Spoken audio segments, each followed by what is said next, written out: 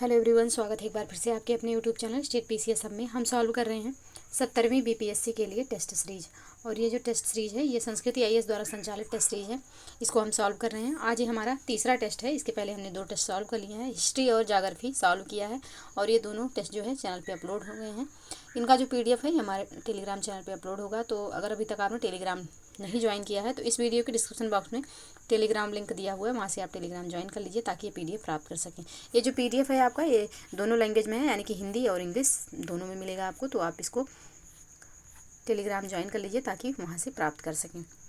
तो आपका एग्ज़ाम, जैसा कि आप लोगों को पता है कि 13 दिसंबर को आपका एग्ज़ाम है, तो उसके पॉइंट ऑफ व्यू से आपको अच्छे से तैयारी करना है। साथ ही टेस्ट सीरीज सॉल्व करते रहिए ताकि कौन सा सब्जेक्ट आपका कितना प्रिपेयर है इसका आपको पता चलता रहे। तो चलिए स्टार्ट करते हैं अपना ये टेस्ट सीरीज। और वीडियो स्टार्ट करने से पहले आप लोगों से रिक्वेस्ट है कि चैनल पे यदि नए हैं तो चैनल को प्लीज़ सब्सक्राइब कर लीजिए। साथ ही बेल आइकन को प्रेस कर लीजिए ताकि कोई भी वीडियो चैनल पे अपलोड हो तो सबसे पहले नोटिफिकेशन आपको प्राप्त हो। तो चलिए, और वीडियो को लाइक एवं शेयर करना ना भूलिएगा। तो यहाँ पे पहला जो प्रश्न है यह है कि राष्ट्रपति को प्राप्त उच्चतम न्यायालय से परामर्श की शक्ति के संदर्भ में निम्नलिखित कथनों पर विचार कीजिए। पहला है, सर्वोच्च न्यायालय लोकहित से संबंधित किसी विषय पर स्वप्रेरणा से सलाह प्रस्तुत कर सकता है। दूसरा कथन है, सर्वोच्च न्यायालय राष्ट्रपति द्वारा संदर्भित किसी विषय पर सलाह देने हेतु बाध्य है। तीसरा पॉइंट है, राष्ट्रपति न्यायालय द्वारा प्रेषित सलाह को मानने के लिए बाध्य नहीं है। कौन सा कथन यहाँ पे सही है? तो इसका जो सही आंसर हो जाएगा, केवल यहाँ पे तीसरा सही है, ऑप्शन सी इसका सही आंसर हो जाएगा। पहला एवं दूसरा यहाँ पे सही नहीं है। पहला यहाँ पे दिया हुआ है कि उच्चतम, पहले के लिए जो यहाँ पे सही पॉइंट होगा यह हो जाएगा कि उच्चतम न्यायालय स्वप्रेरणा से कोई सलाह देने के विपरीत राष्ट्रपति के द्वारा किसी विशेष विषय पर सलाह मांगने पर ही वह अपने विचार प्रस्तुत करता है। तो यहाँ पे स्वप्रेरणा से सलाह प्रस्तुत कर सकता है, ये यहाँ पे गलत हो जाएगा। और दूसरा जो यहाँ पे दिया हुआ है कि सर्वोच्च न्यायालय राष्ट्रपति द्वारा संदर्भित किसी विषय पर सलाह देने हेतु बाध्य है, तो दूसरा कथन भी यहाँ पे सही नहीं है, क्योंकि सार्वजनिक महत्व के किसी मसले पर विधिक प्रश्न उठने पर उच्चतम न्यायालय अपना मत दे भी सकता है और ना देने से इनकार भी कर सकता है। तो दोनों कथन यहाँ पे गलत हो जाएंगे, पहला दूसरा, सिर्फ तीसरा सही है। तो ऑप्शन सी यहाँ पे सही आंसर हो जाएगा। नेक्स्ट प्रश्न है, राज्य लोक सेवा आयोग के अध्यक्ष सदस्यों को निम्नलिखित में से किस विधि द्वारा पदमुक्त किया जा सकता है? तो यहाँ पे इनको जो है कदाचार के आधार पर राष्ट्रपति द्वारा पदमुक्त किया जा सकता है। ऑप्शन डी यहाँ पे सही आंसर हो जाएगा। नेक्स्ट प्रश्न है, भारतीय संविधान के निम्नलिखित में से किस अनुच्छेद में संसद सदस्यों के विशेषाधिकारों का उल्लेख है? अनुच्छेद 84, अनुच्छेद 105, अनुच्छेद 107 या फिर अनुच्छेद 108? तो इसका जो सही आंसर हो जाएगा आपका, यह हो जाएगा अनुच्छेद 105 में। तो भारतीय संविधान के अनुच्छेद 105 में संसद सदस्यों के विशेषाधिकारों का उल्लेख है। ऑप्शन बी यहाँ पे सही आंसर हो जाएगा। नेक्स्ट प्रश्न है, निम्नलिखित में से किस राज्य में 4 स्तरीय पंचायती राज व्यवस्था का प्रावधान किया गया है? राजस्थान, पश्चिम बंगाल, उत्तर प्रदेश या फिर आंध्र प्रदेश? तो इसका जो सही आंसर हो जाएगा यह हो जाएगा ऑप्शन बी, पश्चिम बंगाल में। पश्चिम बंगाल में जो है 4 स्तरीय पंचायती राज व्यवस्था का प्रावधान है। ऑप्शन बी यहाँ पे सही आंसर हो जाएगा।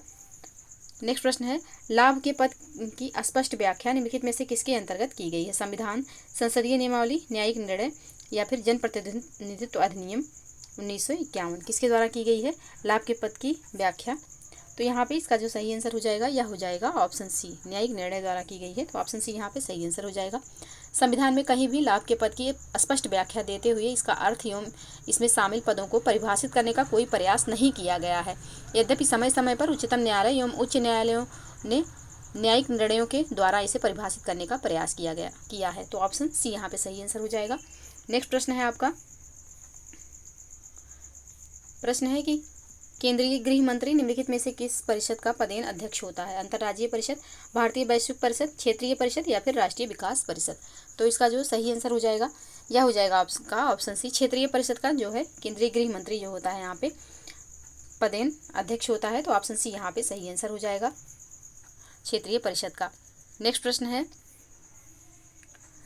राष्ट्रीय पिछड़ा वर्ग आयोग के संदर्भ में निम्नलिखित कथनों में से कौन सा सही है? यहाँ है पहला है, 101वें संविधान संशोधन द्वारा इसे संवैधानिक दर्जा प्रदान किया गया। दूसरा कथन है, इसके सदस्यों का कार्यकाल 5 वर्ष निर्धारित है। तीसरा है, यह अपनी रिपोर्ट राष्ट्रपति को प्रस्तुत करता है। तो कौन कौन सा कथन जो है यहाँ पे सही है? कूट का प्रयोग करके सही आंसर यहाँ पे देना है। तो इसका जो सही आंसर हो जाएगा केवल तीसरा यहाँ पे सही है। तो ऑप्शन सी इसका सही आंसर हो जाएगा, केवल तीसरा कथन यहाँ पे सही है, ऑप्शन सी सही आंसर होगा। नेक्स्ट प्रश्न है, निम्नलिखित में से किन उपबंधों को संसद के साधारण बहुमत द्वारा संशोधित किया जा सकता है? ऑप्शन देखते हैं। पहला पॉइंट है छठी अनुसूची से संबंधित विषय, दूसरा है राज्य विधान परिषद का गठन, तीसरा है वस्तु एवं सेवा कर परिषद, चौथा है मौलिक अधिकार और पांचवा है राजभाषा। तो यहाँ पे संसद के साधारण बहुमत द्वारा किसको कौन कौन से प्रावधान यहाँ पे जो दिए हुए हैं इनको संशोधित किया जा सकता है। तो इसका जो सही आंसर हो जाएगा यहाँ पे छठी अनुसूची से संबंधित विषय, साथ ही राज्य विधान परिषद का गठन और राजभाषा, इन तीनों में जो है संशोधन साधारण विधेयक से किया जा सकता है, साधारण बहुमत से। तो इसका जो सही आंसर हो जाएगा यह हो जाएगा ऑप्शन ए। नेक्स्ट प्रश्न है भारतीय संविधान की प्रस्तावना में पंथनिरपेक्ष शब्द निम्नलिखित में से किस संविधान संशोधन द्वारा अंतःस्थापित किया गया था। ऑप्शन देखते हैं 26वां संविधान संशोधन, 42वां संविधान संशोधन, 44वां संविधान संशोधन या फिर 52वां संविधान संशोधन। तो ये जो है 42वां संविधान संशोधन द्वारा संविधान की प्रस्तावना में पंथनिरपेक्ष शब्द को शामिल किया गया। तो ऑप्शन बी यहाँ पे सही आंसर हो जाएगा। नेक्स्ट प्रश्न है निम्नलिखित युग्मों में से कौन सही सुमेलित नहीं है। आयोग एक तरफ दिया हुआ है, दूसरी तरफ अनुच्छेद है। वित्त आयोग अनुच्छेद 280 सही सुमेलित है। नीति आयोग अनुच्छेद 279 ये गलत है।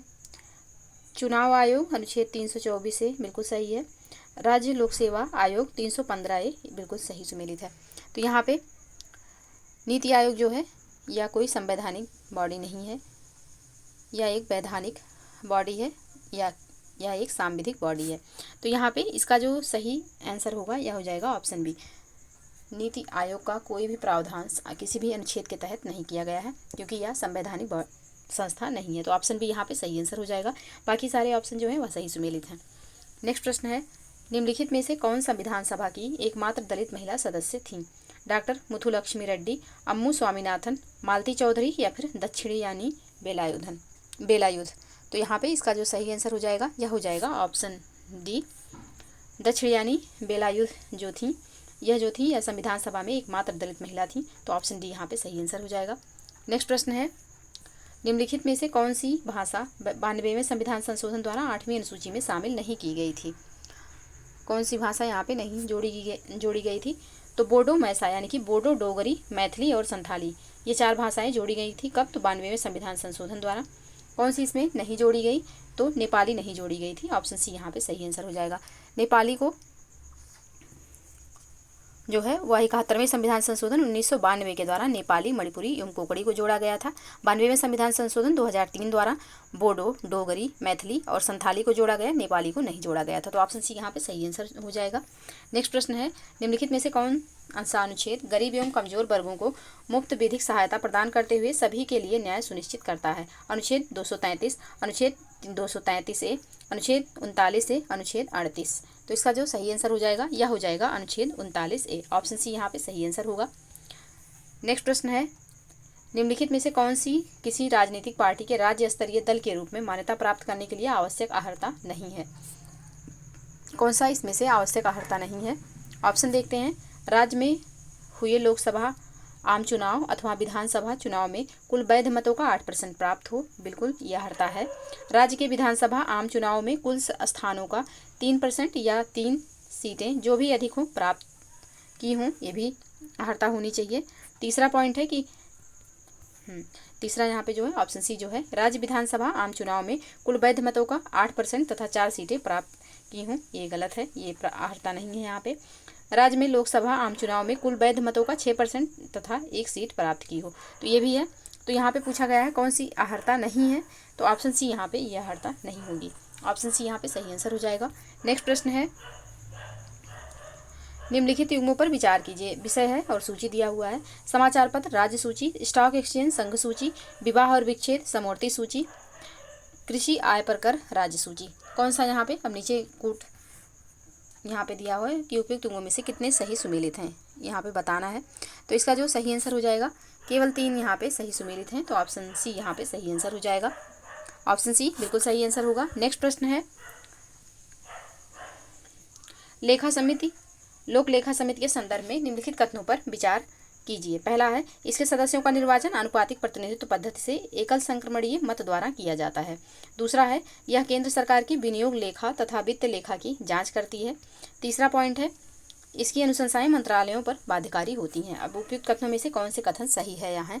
तो यहाँ पे पहला दूसरा कथन तो बिल्कुल सही है लोक लेखा समिति के बारे में, लेकिन तीसरा कथन यहाँ पे जो दिया हुआ है सही नहीं है, क्योंकि इसकी अनुशंसाएं जो होती हैं यह मंत्रालय पर बाध्यकारी नहीं होती हैं। तो यहाँ पे पहला दूसरा बिल्कुल सही हो जाएगा, तीसरा यहाँ पे गलत है, तो ऑप्शन बी यहाँ पे सही आंसर होगा। नेक्स्ट प्रश्न है, निम्नलिखित में से कौन सी अध्यक्षीय शासन प्रणाली की विशेषता है? राजनीतिक एकरूपता, दोहरी सदस्यता, सामूहिक उत्तरदायित्व या फिर शक्तियों का विभेद। तो इसका जो सही आंसर हो जाएगा यह हो जाएगा आपका ऑप्शन जो है ऑप्शन डी, शक्तियों का विभेद जो है यह अध्यक्षीय शासन प्रणाली की विशेषता है। तो ऑप्शन डी यहाँ पे सही आंसर हो जाएगा। नेक्स्ट प्रश्न है, निम्नलिखित युग्मों पर विचार कीजिए। एक तरफ अनुच्छेद है, दूसरी तरफ विषय दिया हुआ है। अनुच्छेद 128 उच्चतम न्यायालय का अभिलेखीय न्यायालय होना। अनुच्छेद 131 उच्चतम न्यायालय की आरंभिक अधिकारिता। अनुच्छेद 231 जिला न्यायाधीशों की नियुक्ति। अनुच्छेद 226 रिट जारी करने की उच्च न्यायालय की शक्ति। अब यहाँ पे नीचे दिया हुआ है प्रश्न, उपयुक्त युग्मों में से कितने युग्म सही हैं? तो इनमें से जो है केवल 2 युग्म सही हैं, ऑप्शन बी यहाँ पे सही आंसर हो जाएगा। तो यहाँ पे कौन कौन से सही हैं इसको देख लेते हैं, थोड़ा सा क्लियरिटी हो जाएगा।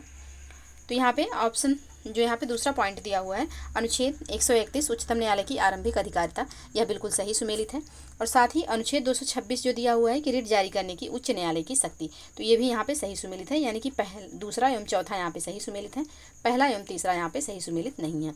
तो इसका जो सही आंसर हो जाएगा, केवल 2 युग्म यहाँ पे सही है, क्योंकि जब इस टाइप का प्रश्न पूछा जाता है तो यहाँ से क्लियरिटी नहीं होती कि कौन कौन सा सही है और कौन गलत है। तो ऑप्शन बी यहाँ पे सही आंसर हो जाएगा। नेक्स्ट प्रश्न है, भारतीय संविधान संशोधन के अनुसार निम्नलिखित को कालक्रमानुक्रम में व्यवस्थित कीजिए तथा नीचे दिए गए कूट का प्रयोग करके सही उत्तर चुनिए। सहकारी समितियों को मौलिक अधिकार में सम्मिलित करना, तो ये किया गया 97वें संविधान संशोधन 2011 के द्वारा किया गया। पंचायती राज संस्थाओं को संवैधानिक सुरक्षा, तो पंचायती राज संस्थाओं को संवैधानिक सुरक्षा 73वें संविधान संशोधन 1992 के द्वारा किया गया। 73वें संविधान संशोधन 1992 के द्वारा किया गया। और साथ ही केंद्रीय मंत्रिपरिषद में सदस्यों की संख्या का नियमन, ये किया गया 91वें संविधान संशोधन 2003 द्वारा। और प्रारंभिक शिक्षा को मौलिक अधिकार बनाना, ये कब किया गया? तो ये 86वें संविधान संशोधन 2002 द्वारा किया गया। तो इसका जो सही कूट हो जाएगा, सबसे पहले यहाँ पे 73वां आएगा, यानी कि दूसरा आ जाएगा, जो कि 73वां संविधान संशोधन 1992 में हुआ, सबसे पहले दूसरा होगा। फिर हो जाएगा आपका 86वां संविधान संशोधन, यानी कि प्रारंभिक शिक्षा को मौलिक अधिकार बनाना, यानी कि दूसरा होगा। फिर आपका हो जाएगा चौथा। फिर आ जाएगा आपका केंद्रीय मंत्रिपरिषद में सदस्यों की संख्या का नियमन 91वें संविधान संशोधन द्वारा किया गया। तो फिर आ जाएगा तीसरा, और फिर सबसे लास्ट में होगा सहकारी समितियों को मौलिक अधिकारों में सम्मिलित करना, 97वें संविधान संशोधन 2011 द्वारा किया गया। तो फिर लास्ट में आ जाएगा 1, यानी कि 2 4 3 1 इसका जो सही आंसर है होना चाहिए, और यही इसका सही आंसर भी होगा, यानी कि ऑप्शन सी में दिया हुआ है 2 4 3 1, यही इसका सही आंसर है। ऑप्शन सी बिल्कुल सही आंसर होगा। नेक्स्ट प्रश्न है, फजल अली आयोग के संदर्भ में निम्नलिखित कथनों पर विचार कीजिए। पहला है, के.एम. पणिकर एवं हृदयनाथ कुंजरू इसके सदस्य थे। दूसरा कथन है, इससे एक भाषा एक राज्य के सिद्धांत को स्वीकार किया। इसने एक भाषा एक राज्य के सिद्धांत को स्वीकार किया। तो कौन सा कथन यहाँ पे सही है? केवल पहला कथन सही है, दूसरा यहाँ पे सही नहीं है, क्योंकि यहाँ पे एक भाषा एक राज्य के सिद्धांत को स्वीकार नहीं किया गया था, तो इसलिए पहला कथन सही है, दूसरा यहाँ पे गलत हो जाएगा। तो ऑप्शन ए बिल्कुल सही आंसर। नेक्स्ट प्रश्न है, भारतीय संविधान में राज्य शब्द को निम्नलिखित में से किस अनुच्छेद में परिभाषित किया गया? अनुच्छेद 1, अनुच्छेद 12, अनुच्छेद 103 या फिर अनुच्छेद 122। तो इसका जो सही आंसर हो जाएगा यह हो जाएगा ऑप्शन बी, अनुच्छेद 12 में भारतीय संविधान में राज्य शब्द को परिभाषित किया गया है, अनुच्छेद 12 के तहत। तो ऑप्शन बी यहाँ पे सही आंसर हो जाएगा। नेक्स्ट प्रश्न है, ग्राम न्यायालय के संदर्भ में निम्नलिखित कथनों पर विचार कीजिए। पहला है, इसे फौजदारी एवं दीवानी दोनों शक्तियाँ प्राप्त हैं। दूसरा है, इसके न्यायिक अधिकारी की नियुक्ति संबंधित उच्च न्यायालय के मुख्य न्यायाधीश द्वारा की जाती है। उपयुक्त कथनों में से कौन से कथन सही है यहाँ? तो इसका जो सही आंसर हो जाएगा यह हो जाएगा, केवल पहला कथन यहाँ पे सही है, ऑप्शन ए इसका सही आंसर हो जाएगा। दूसरा यहाँ पे आपका दूसरा कथन जो है यह सही नहीं है। तो इसका जो सही आंसर होगा यह हो जाएगा ऑप्शन ए। नेक्स्ट प्रश्न है, प्रश्न संख्या 23, निम्नलिखित में से कौन सा प्रावधान भारतीय संविधान में 44वें संविधान संशोधन द्वारा जोड़ा गया था? कौन सा प्रावधान यहाँ पे जोड़ा गया? तो आपातकाल की घोषणा के लिए मंत्रिमंडल की लिखित सिफारिश आवश्यक जो है यह यहाँ पे जोड़ा गया। तो ऑप्शन डी इसका सही आंसर हो जाएगा। 44वें संविधान संशोधन द्वारा ये व्यवस्था की गई, तो ऑप्शन डी बिल्कुल सही आंसर होगा। नेक्स्ट प्रश्न है, निम्नलिखित में से किस प्रकार के न्यायिक क्षेत्र एवं शक्तियाँ उच्च न्यायालय को प्राप्त हैं? अपीलीय क्षेत्राधिकार, पर्यवेक्षण की शक्ति, अधीनस्थ न्यायालयों पर नियंत्रण। कौन कौन से इसमें से न्यायिक क्षेत्र एवं शक्तियाँ जो है या उच्च न्यायालय को प्राप्त हैं? तो इसका जो सही आंसर हो जाएगा यह हो जाएगा आपका ऑप्शन डी। तीनों शक्तियाँ यहाँ पे प्राप्त हैं उच्च न्यायालय को। ऑप्शन डी यहाँ पे सही आंसर हो जाएगा, ऑप्शन डी। नेक्स्ट प्रश्न है, निम्नलिखित में से कौन सा यह राष्ट्रपति के निर्वाचक गण में शामिल नहीं है? पहला है संसद के दोनों सदनों के निर्वाचित सदस्य, दूसरा है राज्यों की विधानसभा एवं विधान परिषद के निर्वाचित सदस्य, तीसरा है दिल्ली और पुदुचेरी विधानसभा के सभी सदस्य। नीचे दिए गए कूट का प्रयोग करके सही उत्तर का चयन करना है। यहाँ पे पूछा गया है कि राष्ट्रपति के निर्वाचक गण में शामिल नहीं है, कौन कौन से इसमें से शामिल नहीं है? तो केवल दूसरा, यानी कि राज्यों की विधानसभा एवं विधान परिषद के निर्वाचित सदस्य जो हैं यह यहाँ पे शामिल नहीं होते, मनोनीत होते हैं।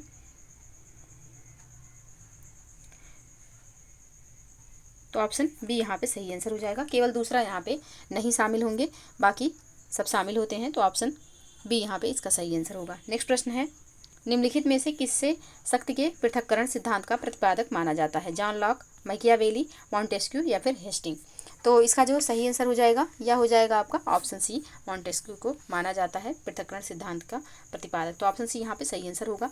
नेक्स्ट प्रश्न है, दल बदल विरोधी अधिनियम के संदर्भ में निम्नलिखित कथनों पर विचार कीजिए। पहला है, इसके तहत सदस्यों की निर्भरता का निर्धारण सदन का पीठासीन अधिकारी करता है। दूसरा है, पीठासीन अधिकारी के निर्णय की न्यायिक समीक्षा नहीं की जा सकती। अब यहाँ पे ऑप्शन नीचे दिया हुआ है, देखते हैं तो उपयुक्त कथनों में से कौन से सही हैं? तो इसका जो सही आंसर हो जाएगा यह हो जाएगा केवल एक। केवल पहला कथन यहाँ पे सही है, दूसरा सही नहीं है। तो ऑप्शन ए इसका सही आंसर हो जाएगा। नेक्स्ट प्रश्न है, संसद के किसी सदस्य की निर्भरता पर विनिश्चय करते समय राष्ट्रपति निम्नलिखित में से किसकी सलाह प्राप्त कर सकता है? तो ये जो है यह भारतीय निर्वाचन आयोग का सलाह प्राप्त कर सकता है। ऑप्शन सी यहाँ पे सही आंसर हो जाएगा। नेक्स्ट प्रश्न है, निम्नलिखित में से किस संविधान संशोधन द्वारा मतदान की आयु 18 वर्ष निर्धारित की गई? तो 18 वर्ष आयु जो है किस संविधान संशोधन द्वारा की गई? तो यह की गई 61वां संविधान संशोधन अधिनियम 1989 द्वारा। तो ऑप्शन ए यहाँ पे सही आंसर हो जाएगा। नेक्स्ट प्रश्न है, निम्नलिखित में से कौन संविधान निर्माण के लिए गठित प्रारूप समिति का सदस्य नहीं था? एन गोपालास्वामी अयंगर, अल्लादी कृष्ण स्वामी अय्यर, डॉक्टर राजेंद्र प्रसाद या फिर के.एम. मुंशी। तो इसका जो सही आंसर हो जाएगा यह हो जाएगा option C, doctor Rajendra Prasad संविधान निर्माण के लिए गठित प्रारूप समिति के सदस्यों में नहीं थे। तो ऑप्शन सी यहाँ पे सही आंसर हो जाएगा। बाकी गोपाल स्वामी अयंगर, कृष्णा स्वामी अय्यर और के.एम. मुंशी जी जो थे ये सब इसमें शामिल थे। तो ऑप्शन सी यहाँ पे सही आंसर हो जाएगा। नेक्स्ट प्रश्न है, निम्नलिखित में से किस आधार पर सर्वोच्च न्यायालय के न्यायाधीश को पद से हटाया जा सकता है? संविधान का अतिक्रमण, दुर्व्यवहार या सिद्ध कदाचार, दायित्व निर्वहन में असमर्थता या फिर उपयुक्त में से कोई नहीं। तो किसके आधार पर हटाया जा सकता है? तो यहाँ पे जो इसका सही आंसर हो जाएगा यह हो जाएगा दुर्व्यवहार या सिद्ध कदाचार के आधार पर हटाया जाएगा। ऑप्शन बी यहाँ पे सही आंसर हो जाएगा।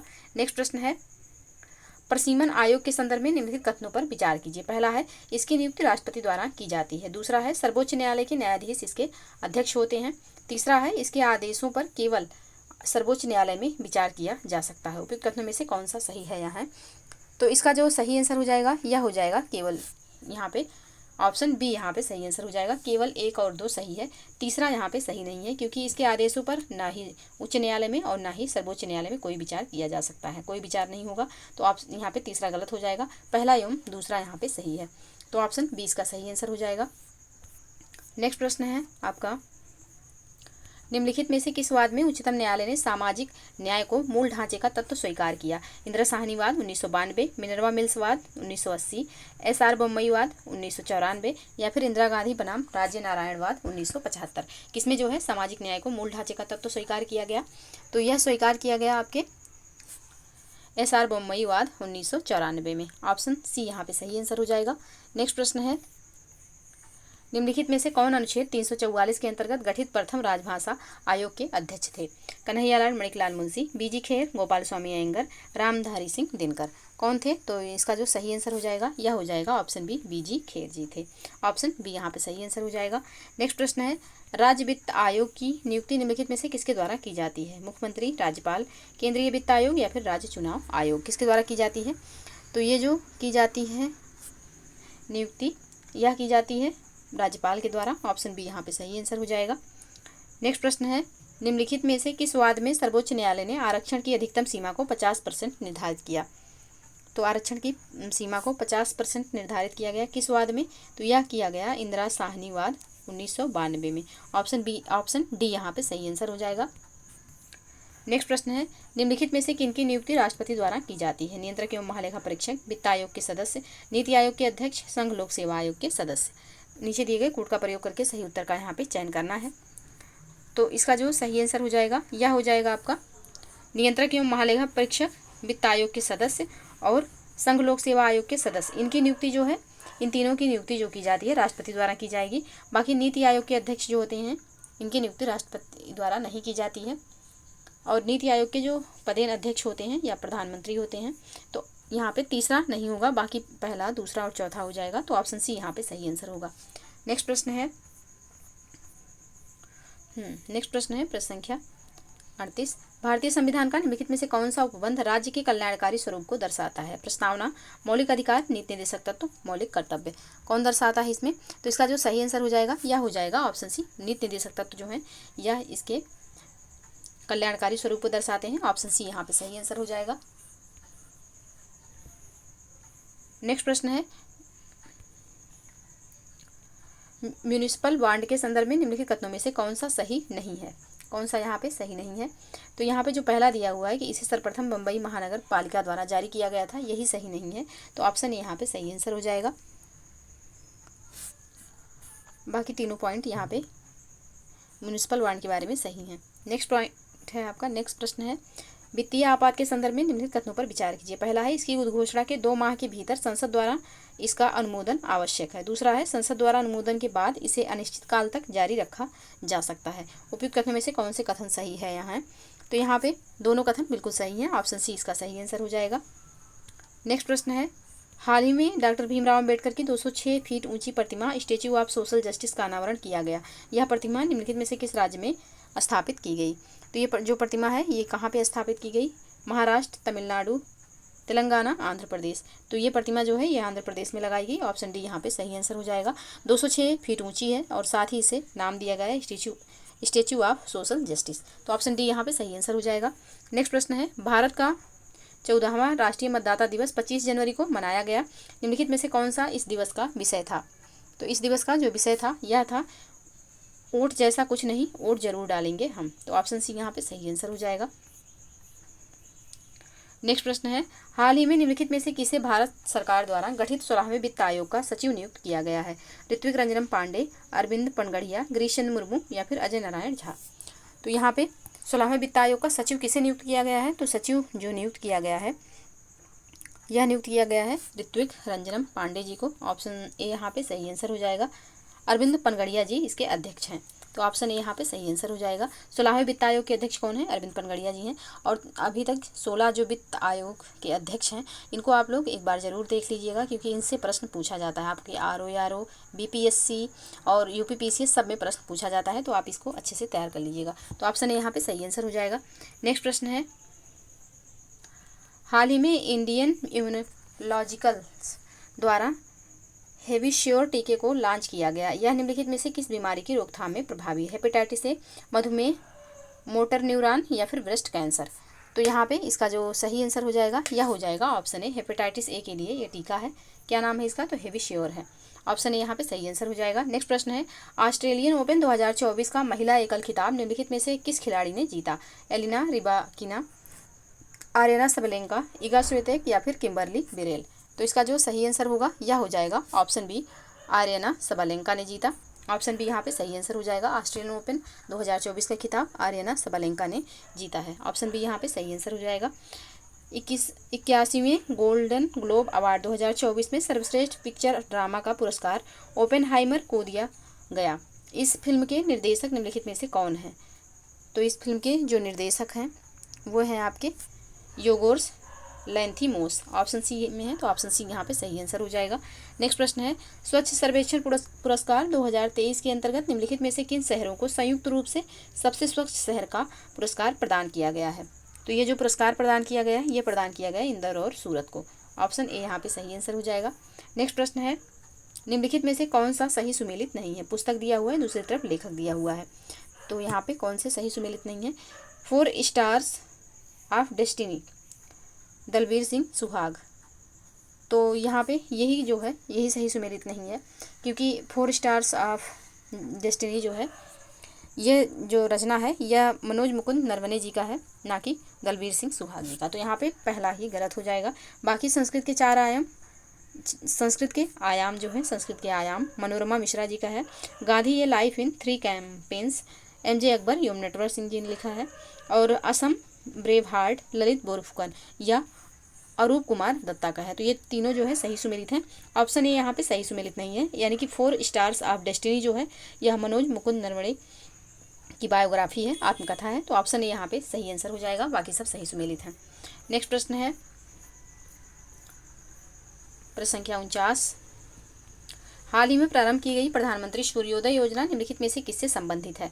तो प्रधानमंत्री सूर्योदय योजना आपका संबंधित है घरों की छत पर रूफटॉप सोलर पैनल लगाने से। ऑप्शन ए यहाँ पे सही आंसर हो जाएगा। नेक्स्ट प्रश्न है, विश्व स्वास्थ्य संगठन द्वारा निम्नलिखित में से किस संस्थान को स्वास्थ्य संवर्धन के लिए नेल्सन मंडेला पुरस्कार से सम्मानित किया गया है? तो ये जो पुरस्कार है ये किस संस्था को दिया गया है? तो ये निम्हांस को दिया गया है, यानी कि राष्ट्रीय मानसिक स्वास्थ्य एवं तंत्रिका विज्ञान संस्थान बेंगलुरु, निम्हांस इसको शॉर्ट फॉर्म में कहते हैं, इसको दिया गया है, तो ऑप्शन डी यहाँ पे सही आंसर हो जाएगा। नेक्स्ट प्रश्न है, भारतीय संविधान की प्रस्तावना में निम्नलिखित में से किस स्वतंत्रता का उल्लेख नहीं है? धर्म, अभिव्यक्ति, प्रतिष्ठा, विश्वास, किसका यहाँ पे उल्लेख नहीं है? तो यहाँ पे प्रतिष्ठा रूपी स्वतंत्रता का यहाँ पे उल्लेख नहीं है। ऑप्शन सी इसका सही आंसर हो जाएगा। नेक्स्ट प्रश्न है, भारतीय संविधान का निम्नलिखित में से कौन सा उपबंध USA के संविधान से लिया गया है? विधि का शासन, अवशिष्ट शक्तियों का सिद्धांत, विधायिका में अध्यक्ष का पद, न्यायिक पुनरावलोकन की शक्ति, तो यहाँ पे कौन सा जो है उपबंध जो है यह USA यानी कि संयुक्त राज्य अमेरिका से लिया गया है, तो यह लिया गया है न्यायिक पुनरावलोकन की शक्ति को। ऑप्शन डी यहाँ पे सही आंसर हो जाएगा। नेक्स्ट प्रश्न है, निवारक नज़रबंदी के अंतर्गत व्यक्ति को अधिकतम कितनी अवधि तक कारावास में रखा जा सकता है? 1 माह, 2 माह, 3 माह या फिर 4 माह? तो इसका जो सही आंसर हो जाएगा यह हो जाएगा ऑप्शन सी, 3 माह के लिए रखा जाएगा, तो ऑप्शन सी यहाँ पे सही आंसर होगा। नेक्स्ट प्रश्न है, निम्नलिखित युग्मों पर विचार कीजिए। राज्य गठन का वर्ष, गुजरात 1960, महाराष्ट्र 1961, पंजाब 1965, हरियाणा 1966। ऑप्शन ऊपर है, देखते हैं। उपयुक्त युग्मों में से कौन सही सुमेलित है? तो यहाँ पे कौन सी युग्म जो है सही सुमेलित है? तो इसका जो सही आंसर हो जाएगा पहला एवं चौथा यहाँ पे सही सुमेलित है। ऑप्शन बी इसका सही आंसर हो जाएगा, यानी कि गुजरात 1960 में स्थापित हुआ, हरियाणा 1966 में। तो इसका पहला एवं चौथा जो होगा बिल्कुल सही होगा, और पहला एवं चौथा ऑप्शन बी में दिया हुआ है, तो ऑप्शन बी यहाँ पे सही आंसर हो जाएगा। नेक्स्ट प्रश्न है, उच्चतम न्यायालय के संदर्भ में निम्नलिखित कथनों में से कौन सा सही नहीं है? यह संविधान का मौलिक अधिकार का संरक्षक है, बिल्कुल सही है। इसे अपने निर्णयों के पुनरावलोकन का अधिकार है, ये भी सही है। राष्ट्रपति के निर्वाचन से संबंधित विवादों में यह अंतिम व्यवस्थापक है, ये भी सही है। अनुच्छेद 143 के अंतर्गत इसके द्वारा दी गई सलाह राष्ट्रपति पर बाध्यकारी है, गलत है। राष्ट्रपति मानने के लिए बाध्य नहीं होता है इसकी सलाह, तो यहाँ पे ऑप्शन डी इसका सही आंसर हो जाएगा, क्योंकि यही कथन यहाँ पे सही नहीं है। और प्रश्न में पूछा गया है कि उच्चतम न्यायालय के संदर्भ में कौन सा कथन सही नहीं है, तो ऑप्शन यहाँ पे जो इसका सही आंसर हो जाएगा ऑप्शन डी हो जाएगा। नेक्स्ट प्रश्न है, राज्य की नीति निर्देशक तत्वों के संदर्भ में निम्नलिखित कथनों पर विचार कीजिए। पहला है, इसका उद्देश्य सामाजिक एवं आर्थिक न्याय सुनिश्चित करना है। दूसरा है, यह न्यायपालिका द्वारा परिवर्तनीय नहीं है। तीसरा है, संसद निर्देशक तत्वों को लागू करने हेतु मौलिक अधिकारों में संशोधन नहीं कर सकती। तो कौन सा यहाँ पे सही होगा? तो यहाँ पे पहला दूसरा कथन बिल्कुल सही हो जाएगा, तीसरा यहाँ पे सही नहीं है, तो इसका जो सही आंसर होगा यह हो जाएगा ऑप्शन ए।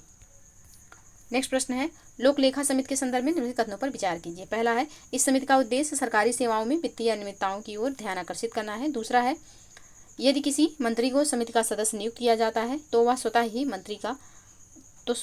ही समिति का अध्यक्ष हो जाता है। तीसरा है, राज्यसभा के सदस्य इस समिति में सह सदस्य होते हैं।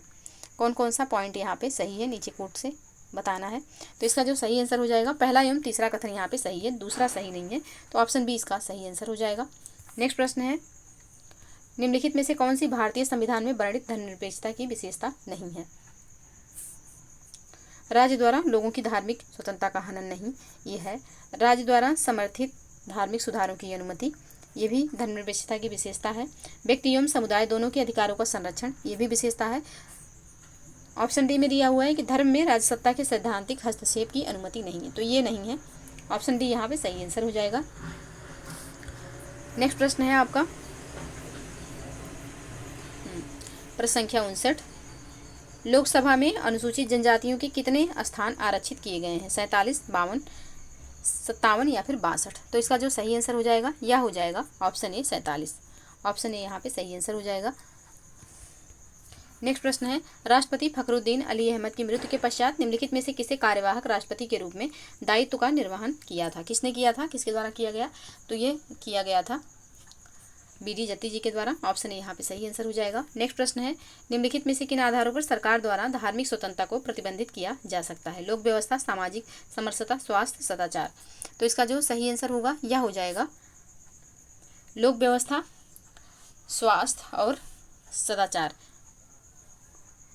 तो इनके बेस पे जो है सरकार द्वारा धार्मिक स्वतंत्रता को प्रतिबंधित किया जा सकता है, तो ऑप्शन सी यहाँ पे सही आंसर हो जाएगा। नेक्स्ट प्रश्न है, निम्नलिखित में से कौन सा अधिकार भारतीय नागरिकों के साथ गैर नागरिकों को भी प्राप्त है। कौन कौन से अधिकार यहाँ पे प्राप्त हैं, तो विधि के समझ समता जो है आर्टिकल 14 में है, ये प्राप्त है भारतीयों को भी और गैर भारतीयों को भी। तो ऑप्शन ए यहाँ पे सही आंसर हो जाएगा। बाकी ये तीनों अधिकार जो हैं ये केवल भारतीयों को प्राप्त हैं, तो ऑप्शन ए यहाँ पे सही आंसर होगा। नेक्स्ट प्रश्न है, कथन कारण से संबंधित है। कथन है, सर्वोच्च न्यायालय नागरिकों के मौलिक अधिकारों का संरक्षक है। कारण क्या है कि सर्वोच्च न्यायालय किसी कानून को गैर संवैधानिक घोषित कर उसे लागू होने से रोक सकता है। तो यहाँ पे इसका जो आंसर हो जाएगा यह हो जाएगा ऑप्शन ए, यानी कि कथन और कारण दोनों सही है, और कारण जो है या कथन की व्याख्या भी कर रहा है, तो ऑप्शन ए यहाँ पे सही आंसर हो जाएगा। नेक्स्ट प्रश्न है, निम्नलिखित में से कौन से निर्वाचन आयोग के कार्यों में सम्मिलित हैं। राजनीतिक दलों को मान्यता प्रदान करना, निर्वाचन के समय आदर्श आचार संहिता लागू करना, तीसरा है संसद सदस्यों की निर्भरता के प्रश्न पर राष्ट्रपति को सलाह देना। नीचे दिए गए कोड का प्रयोग करके सही उत्तर का यहाँ पे चयन करना है। कौन सा उत्तर यहाँ पे सही है, तो यहाँ पे तीनों जो हैं यह बिल्कुल सही आंसर हो जाएंगे, यानी कि ये तीनों जो हैं यह निर्वाचन आयोग के कार्यों में सम्मिलित हैं, तो ऑप्शन डी यहाँ पे सही आंसर हो जाएगा। नेक्स्ट प्रश्न है, निम्नलिखित में से किस संविधान संशोधन द्वारा लोकसभा एवं राज्य विधानसभाओं में स्थानों को वर्ष 2026 तक यथावत रखने का निर्णय लिया गया।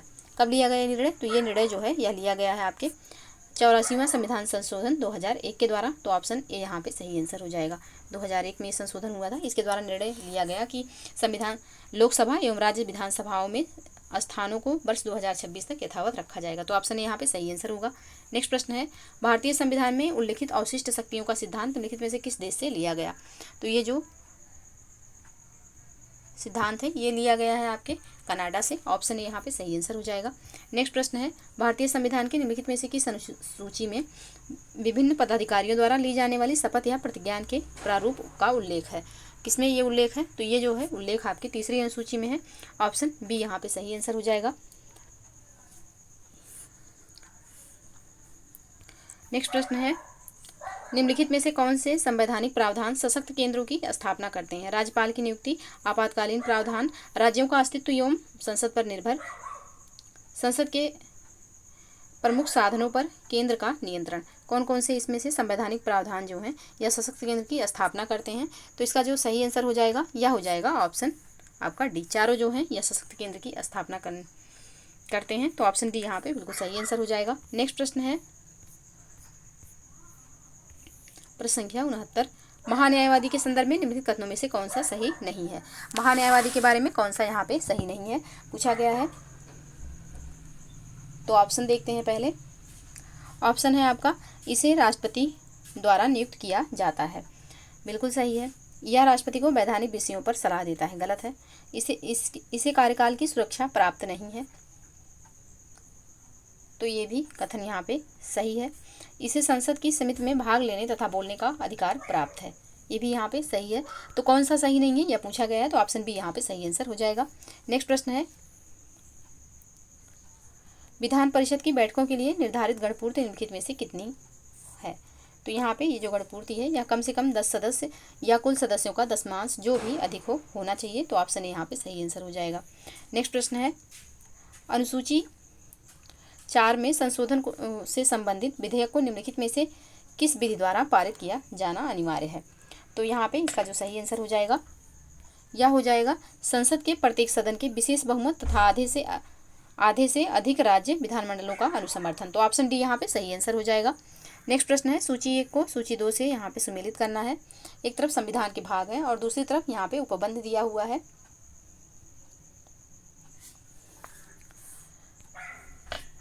तो यहाँ पे